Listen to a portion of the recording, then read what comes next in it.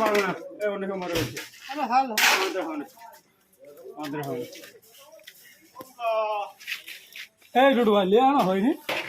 আমি পারিনি, আমার এই উপকার করতে এই লোক নইলে আজকে লাইফ শেষ হয়ে যেত আমার আজকে। ঢুকে যেত। এই লোকের একটা ল্যাঞ্চা খাট দিতে হবে।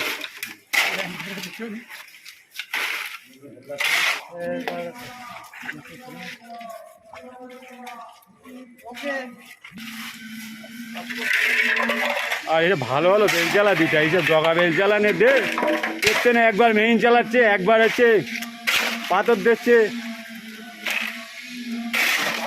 শরীর খারাপ।